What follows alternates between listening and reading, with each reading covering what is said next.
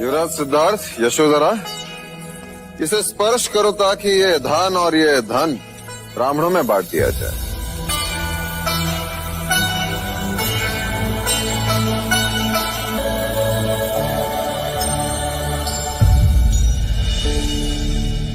क्षमा महाराज, पर यह परंपरा हमें समझ नहीं आती। कैसी परंपरा पुत्र?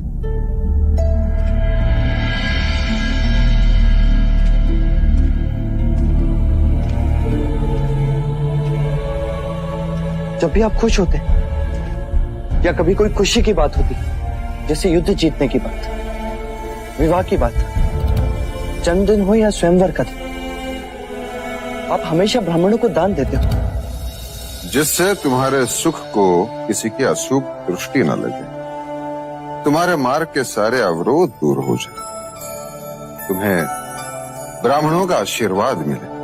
तो क्या ब्राह्मणों को दान देने से अवरोध दूर हो जाते हैं? निस्संदेह होते हैं।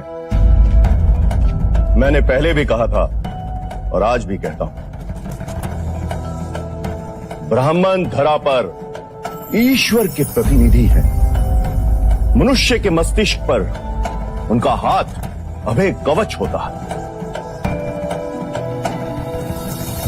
अरे, ये आपके पैरों को क्या हुआ विप? प्रातःकाल घर से चला था, मार्ग में ठोकर लग गई। अर्थात आप अपना ही हाथ अपने ही मस्तिष्क पर रखना भूल गए विप्र।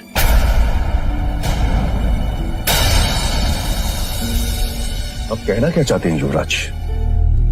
वही महाराज कि जो ब्राह्मण केवल मनुष्य के सर पर हाथ रखने से उसके मार्ग के अवरोधों को दूर कर सकता हूं, उसे स्वयं ठोकर क्यों लगी?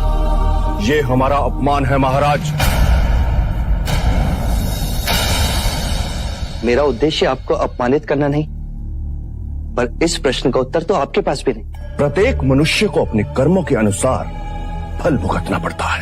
अर्थात कर्म ही अंतिम है। आपके दृष्टिकोण से कर्म ही निर्णायक है। मनुष्य को अपने कर्मों से कोई नहीं बचा सकता। सत्य है। अर्थात आपके आशीर्वाद मिथ्या है विप्र। युवराज!